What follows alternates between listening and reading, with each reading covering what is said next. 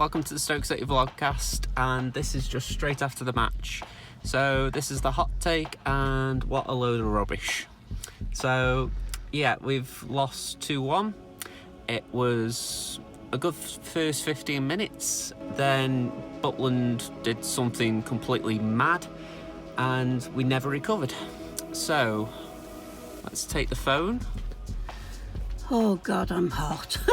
Sorry. What a bloody washout, I'm sorry. Never in my life. They were pathetic. Butland ought to be dropped. Honest to God, he was to fault for both goals. But first one, I don't know what he was playing at. I can't work it out in my head, and it's frustrating. So I just don't know.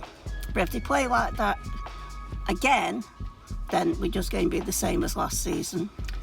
Well, we've got Charlton coming up, so that's going to be fun. Well, they've won today. Yeah. So. Sorry, I've got a sweet in me. Sorry. Yeah. So, yeah, that's the hot take. So the idea is we're going to record the rest of the episode at home, and yeah, hopefully by then we'll calm down and add some more considered thoughts. Hi, welcome to JJ's Productions, and we're back with another Stoke City Vlogcast. With me as always is Jan. How are you doing? I'm okay, I think. This is what football... so strange to me, Joshua. This is what football does to us. It makes you go, I'm okay. Yeah. You know, the match has really got me down on it. Like, does it though? I mean, just look what I put for my start. Oh dear, what a shambles. I mean, where'd you go from there? Well, that's it. Where do you go? It is an utter shambles. I mean, I put the first 15 minutes, I thought we played football. Yeah, I mean, even after the goal, there was like that one chance with the free kick from Powell, Lucas headed wide, and you think, okay, we might get back into it. You know, we might just show a bit of resilience. You know, no. Live in hope. I mean, even Lucas in his interview said they lost the confidence as soon as that goal happened. Why? Yeah, but what was Jack thinking? What was he thinking? You want to make it 2 for 2 for opening days. Well, I mean, does he want to be here or not? Well, put it like this, I found it strange how the Sentinel was trying to moot the idea of Begovic coming back to us and Butland going to Bournemouth, because you think, are you really trying to peddle that at the last minute, or has there actually been some movement there? Because to me that's rings of the Sentinel trying to stir a story up. Yeah. So I'm confused over that, I'll admit. I mean, Davies came here to be our number one, yeah? Well, it was the idea that if we sold Butland, he'd be our number one. Yeah. So why wasn't he on the bench? I don't know. Well, why don't you know? Apparently, you read all about it. The thing is, by all accounts, he was involved in the warm-up, he was involved in the open training session yesterday, Tuesday for the record. So, yeah, I am baffled. I don't get it. I don't, honestly. Nope. I mean, our fate was well and truly sealed, wasn't it? Yeah. On Saturday, as soon as that went in. And even after Lucas scored his goal, you know, was there a penalty? I don't know. I wouldn't say it was a pen. I mean, put it like this. This is me based on how I view handball, which is that it has to be deliberate. However, the rule changes in football. I'm not 100% certain if they apply to the EFL, but I'm assuming they do. That now handball is handball regardless of intent. So if a ball hits your hand, regardless of whether you're meant to put your hand there or not, it is handball. Yeah. So in my view, it should have been a pen, but my personal view on handball is that I can understand why it wasn't given, because I think the player was so close he didn't mean to handle it. Yeah. I mean, I think it's a silly rule now. I mean, before it was ball to hand. A handball is touching ear. If somebody kicks the ball at your arm and you can't move quick enough to me, that isn't Well, handball. the way I see it is we've got talented enough players across the world now where they can actually aim for your hand now and get a penalty. Exactly. You know, so I dislike the idea of that. Yeah. I still think it should be known as ball to hand, and a handball is if it's done deliberately. Yeah. I mean, the way I see it is it didn't go for us, but then again, the penalty wouldn't have gone for us, so I'm not really too fussed anyway. So, you know, I'm just happy moving on from that thing. I mean, I did say if we'd have got a penalty, who was going to take it? I don't know. Especially at that point. I mean, maybe Gregory, but it's ifs and buts. I mean, for me, the biggest crime in that game was Easy's goal, or Ize's goal. Yeah. I mean, from back to front, I've got to credit QPR from their point of view. It was a fantastic goal, and some Twitter account did say if Barcelona scored this, people would be raving about it, and I do agree. But from our point of view, the defensive point of view, we literally opened the door for him. You know, that from Jeff Cameron's ball to Eze, we just did nothing. No. I mean, Klukas should have closed the ball down. I believe Collins had a good game overall, but if he made a mistake in the game, it was going to ground for trying to challenge Eze. Yeah. And Jack could have done better with the goal, maybe, but I definitely think so. I'm sorry. Yeah. And in my own heart, and this is only my opinion, folks, I think Jack should be dropped. I know you say we can't drop him and all this, but he's got to learn that he cannot make mistakes like that and still get his place. I'm going to say I personally don't think you can drop him, because the way I see it is he's a commodity, and if you say to outside people, right, we don't think he's playing well, then that 20 to 25 million price tag that we've got on him, it reduces to 10 to 15 or lower. And I know people might say, well, why do you want selling then? But the fact is, Jack does want out if the opportunity comes. Yeah. So we've got to keep him playing just to keep the price tag high. I mean, to be fair, the window shuts Thursday, tomorrow. But he hasn't got a lot of time, has he? Yeah, I mean, the way I'm looking at it is he might still be angling something in January if, you know, but his club has a heart full has start. got to be with Stoke. And I don't know whether he's, being kept away with his baby or what it is, but there's something wrong with Jack. And he isn't giving it 100%, and I don't care what anybody else says, that's my opinion. How many viewers are, say, fathers and could play 90 minutes of football if they'd had a baby? I'm wondering how many would say yes based on the fact that they've got the stamina and desire to play 90 minutes of football, even if they're not any good for the record. So, yeah, I can't help but think Jack might be pulling your leg if you think, you know, staying up all night is... Yeah, I mean, I'm not saying it is that. But you get my point, don't you? I think he'd be pulling a lot of people's legs if he tried to give that as an excuse. Yeah, but there's something wrong somewhere. You know, his heart just wasn't in it on Saturday. It'd be interesting to think what you think, folks. You know, I mean, this is only my humble opinion. As always. You know, and I've got a right to say what I feel. Yeah. And that is what I feel. I mean, it's like myself. I think Collins was unlucky with that Eze goal. But to be honest, I don't think he put a foot wrong during the rest of the game. And if I had a choice, I'd pick him again at Charlton, even though Lindsay's back for that game. Just for the fact that he's young, I think he deserves to stay in based on what he's played so far. And I'll be honest, some of the touches he's had on the ball were incredible during the QPR game, especially before the goal. Just for the fact that it was just a youngster with confidence. He was playing the ball out of defence. There was a moment when he raced back, he won the ball with a sliding tackle, brilliant tackle, and then he drove forward with it, and it sort of forced Cousins to slip back into defence. And I thought, that is what we want to see with this shape. We want to have fluidity and be able to mix players around. And for me, Collins could be the key player in that shape. But I mean, I don't know. Around me, I could hear people saying, "What is a diamond?" You know, and I didn't actually know what it was until I heard Liam Lawrence on Praise and Grumble. And he explained it so well that I thought, right, I know where I am now.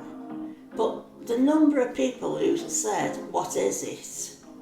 You know, I mean, just going back to Saturday, I was sat next to a guy And at 60 minutes, he went. I mean, He'd had enough. in fairness, he had got personal circumstances as well. Yeah. It wasn't just the match. Yeah, I mean, he was shouting. Oh, he really got annoyed at one point. And in the end, he says, I'm going. So I said, right, okay, First time in the seat, we're a bit like, okay, see ya. Yeah. But another thing, there was such a shambles over the blinking seats, it was ridiculous. A couple sat next to us, told us we were in the wrong seats, which we weren't. Then they sat next to us, and three blokes come and then said, you're in our seats. And there was such a kerfuffle with tickets, it was unreal, wasn't it? Yeah, I mean, I didn't actually see their tickets. I had a glance, but I didn't actually read where they were. But I wish I had, because I'm wondering if they had actually got our seats, but the ticket office double printed them essentially. Yeah. So if that's the case, I feel for them, because I'm guessing they were just told, right, just stand there or sit there wherever there was an empty seat. But they made me laugh because they come to us and said, you're in our seats. So we showed them our tickets and said, no, we're not. So they just plonked themselves next to us as if to say, oh, we'll sit here then. I mean, to be fairness, it's the rules in the cinema, isn't it? You know, if you go in the cinema and someone's sitting in your seat, you just sit next to them rather than kicking up a fuss. So I think it was only when they realised, they actually thought, okay, we better kick up a fuss. And the bloke who come, he was a big guy, and I think this bloke thought, we better go. I'm not arguing with him. Anyway. This is what I love about going to the match, though. You get little interactions like that, and with going Charlton, we might get something similar. So, yeah, you get a bit of mixture when you go away, don't you? Whereas we'll have that every week, pretty much, at home. And we're so near to Nathan Jones that we can hear every word he's saying. You're saying that? He didn't say much against QPR. He was quite quiet compared to the Leicester game. It's just his hand movements and how he stands. It reminds me of Norman Wist. I'm sorry. Well, I don't know. Sorry, I've got to get that out of my head, sorry. Right. I'm not even going down that train of thought. Right, as we know, Charlton got promoted, winning the playoffs, so I can't compare anything to last season because I didn't follow them or anything. So welcome to the Championship, Charlton. I must say, an impressive win on day one. Very against impressive. Blackburn. And your number 9, Taylor, he looked on fire. So much so that Brentford are after him. Why don't Stoke go after him? Nippy little player like that. Well, just to interrupt the Charlton download for a second. You're talking about Lyle Taylor, and we have actually had a link to a striker this morning. Yes, Aston Villa. Yes, Scott Hogan. Yeah. And I don't know how I feel about that, because people are moaning about it like, oh, we weren't willing to pay £15 million for Dwight Gale, but we're willing to pay go for a loan deal for Scott Hogan, and I sort of get where people are coming from there. I really would like us to commit some money to someone, essentially say, right, we're backing you to be our number 1 striker. Yeah. However, I don't think Hogan is as bad as people might make out. He did all right at Brentford, and I think what happened at Villa is he went in there when they were a bit like ourselves, oddly enough. They were just searching for a striker, and he just didn't happen to be it. But I think if you do find a way to play to his strengths, he's good. Yeah. You're chuckling because I think you think to yourself, he's going to end up the same as us, but I'm trying to look positive. I'm saying nothing.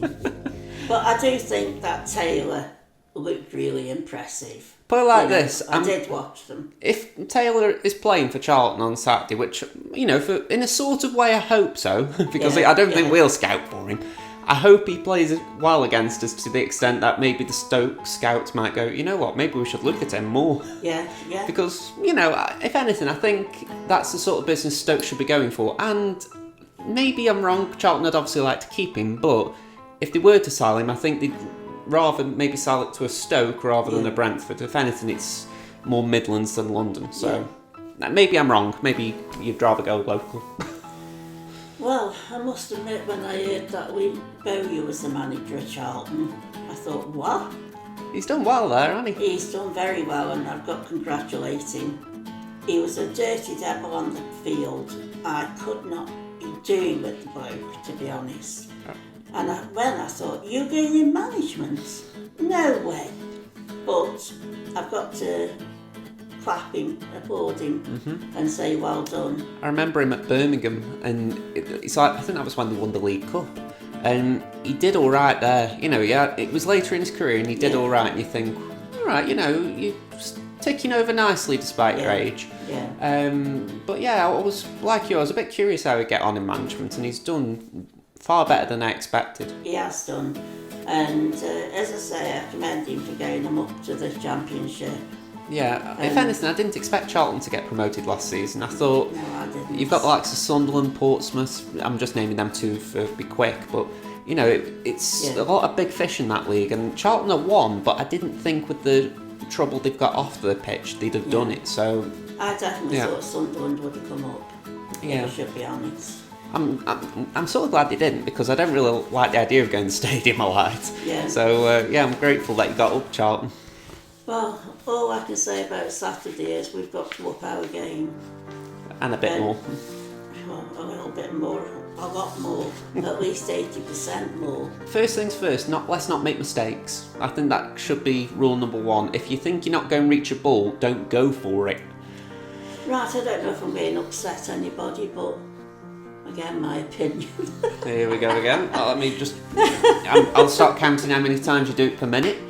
Listen, I've got to say it's my opinion because I don't want people to think I'm dictating. I know, go on. It's my opinion. All right, let's get it out then. Folks, drop him. I'd agree. He is so idle, that fella is, it's unreal.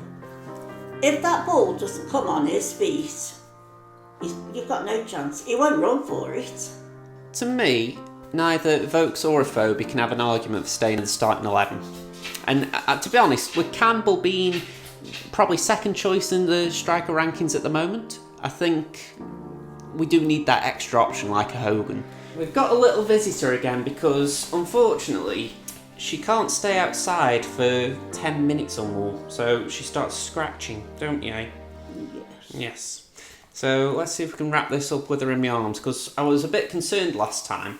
I was watching back the recording before I uploaded it, and I was worried what people thought my hands were doing. So you're going to stay in sight this time, alright? You're going to be on show. Alright, so what do you think about Vokes and Afobe? Yeah, I think Vokes, Afobe is playing too wide. Surely if he's a striker, then he should be near the goal, not feeding it in. Surely there's got to be somebody else wide. Okay, can I elaborate on what Jones has done in the past? Because this might help understand it, not just for yourself, but for others. When he was at Luton, he did have his diamond, right? So he had his back four, he had a defensive midfielder, he had his two sitting midfielders, as you might call them, you know, the Allen, the Etebo, the Klukas, whoever. They'd sort of go wide to cover the full-back areas. You'd have your attacking midfielder like your Powell, and then the strikers, they were sort of key in the sense that you had one, a bit like a Vokes, you know, who was a target man, but you also had a wide forward. So I can't remember who it was who played wide forward for him, I'll admit, but it was the idea that they'd cover the flanks. So what we need is someone a bit like Tom Ince right now. Someone who can go drift to the left, drift to the right, cut in across. That's what we need, so that then Vokes or Afobe knows what their job is, which is to be in the box and score it. Well, it was actually a game changer when Ince come on. I think that was arguably one of his best games for Stoke. Yeah. For how long he was on, he made a good impression, didn't he? Yeah, I mean, I really did like what he did. If anything, last season, my biggest criticism of Ince was that he didn't take on his man. You know, when we saw the games against Aston Villa and Nottingham Forest last season, he was right in front of us, and you were like, come on, you can take this full back on. Yeah. And instead, he'd stop, pass back to Edwards, and you think, just take your man on. You've got the ability, do it. And for whatever reason, he didn't want to. Right, you've now got me onto another player. Tom Edwards, why was he dropped to the bench? Surely Tommy Smith has got to earn his place. That I don't know. And to be honest, I try not to be overly critical of Nathan Jones, if anything, because he's learning on the job like all of us. But the way I see it is, Edwards had the shirt.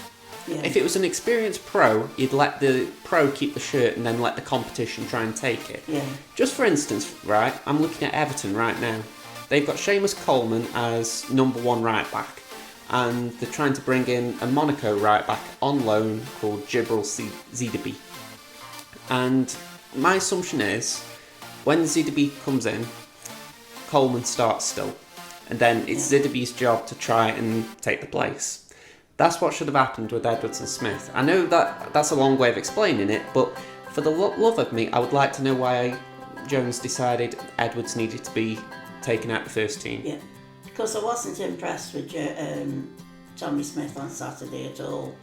I mean, I think he can do the role he's being asked. For the record, the attacking fullback role, I do believe he can do it, but I think he had a bad game, which doesn't help when you've got a homegrown lad on the bench who didn't do anything wrong in the first place. I mean, I haven't looked at the stats properly, but he was running around here, there and everywhere, but he was actually going nowhere, if that makes sense. Yeah. He was running, but not doing anything.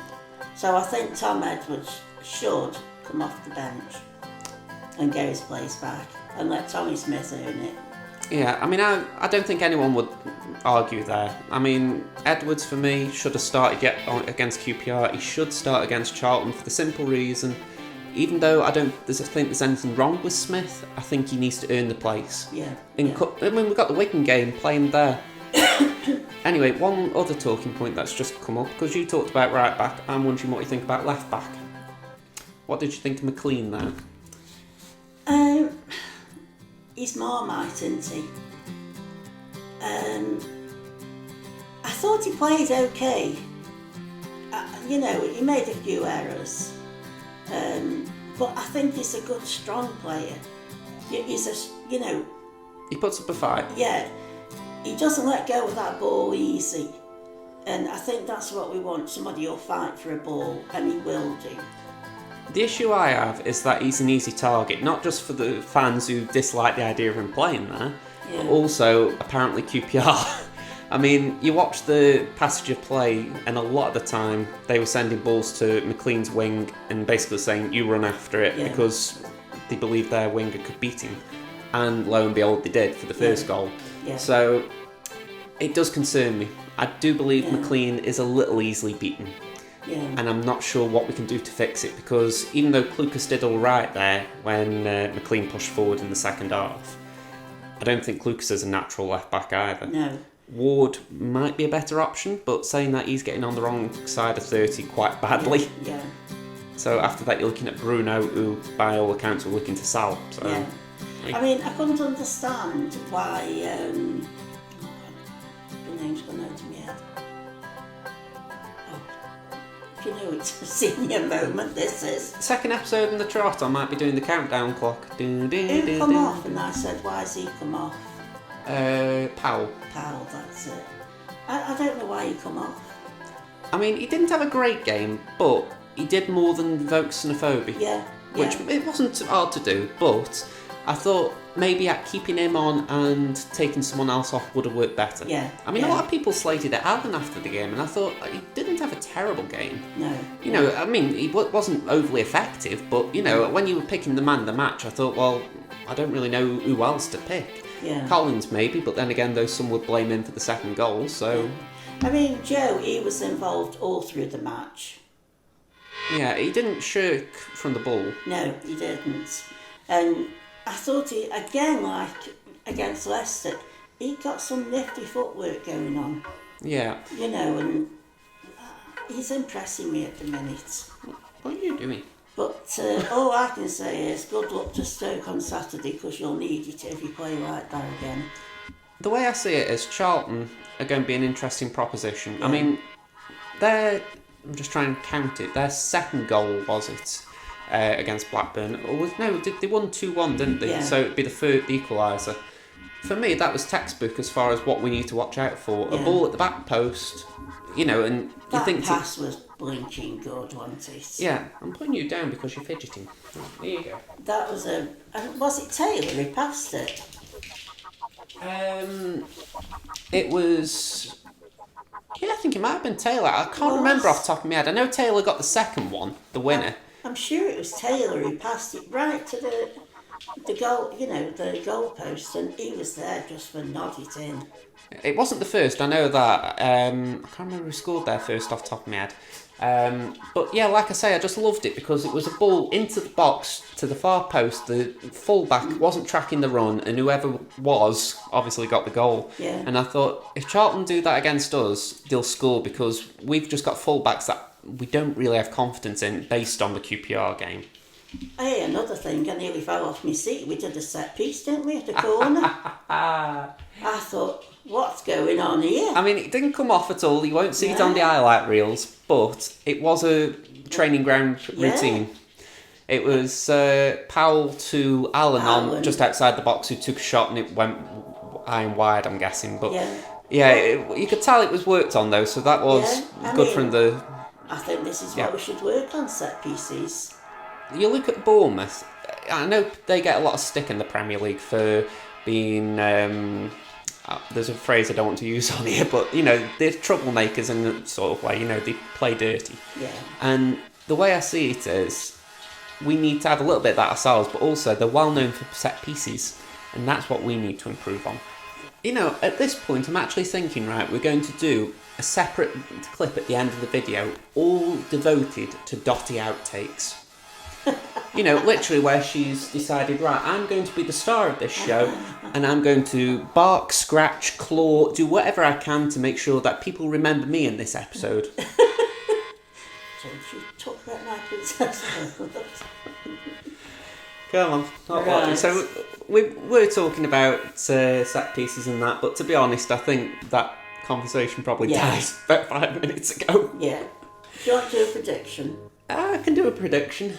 So, I think we've got to score again. When I say we've got to score, I think it's a case of we have got that... I trust us to score. So, I'm going to go 1-1. Okay, I've gone 1-0 Stoke. Okay. And we will be there, and we'll try to take as many photos as we can. Well, to be honest, I want some photos of the Valley because it's a ground I've always wanted to visit, just for the fact that when I got into football, Charlton were just out of the Premier League, so for me it was one of the big stadiums at the time. Yeah. And it was one of those that I've always sort of had in my mind to say, I'll go to the Valley. Yeah. Not, if anything, I know Charlton have had troubles of recent years with the owners, and I haven't kept full track of it, but I've always been aware of it. And for that reason alone, I've always wanted to go to sort of, if anything, just support the club in a sort of away supporter way, as if to say, I can't be a supporter of you, but I will, sort of support the club, if that makes it's a very long way of saying that. But I'm looking forward to going. I don't know how else to explain that. And just a little note for myself to Pugster. Hi Pugster, thanks for tuning in again, love. I'm going to say Diamond. Regular viewers on the videos and streams, Pugster, so we always appreciate it. Yeah. I'm going to say. But fingers crossed. Let me know what you think about the gubbins down here as well. I don't know where I'm pointing on the camera. But we've got... Along there. We'll get right, Duck. But it's something I was working on last night, so I thought... I like the idea of just showing information on the screen, because in the past we have done that. We've sort of tried to recoil stats and we've done results, so I thought let's just put that on the screen, that way people can read it for themselves. Writing it down. A bit of that. So let me know what you think of that. If you've got ideas on how to improve it, like more information or less information, just let me know, because I can alter it quite easily now. So let me know. If there's anything you want adding, let Josh know.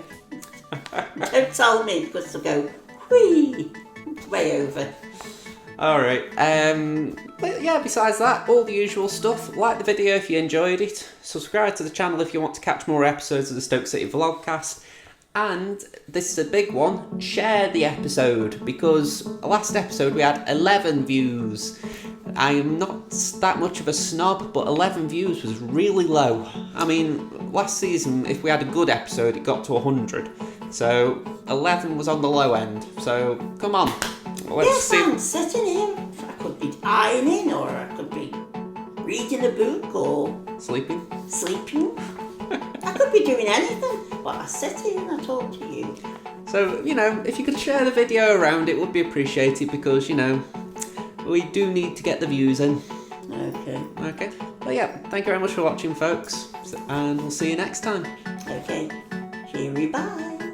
Bye now.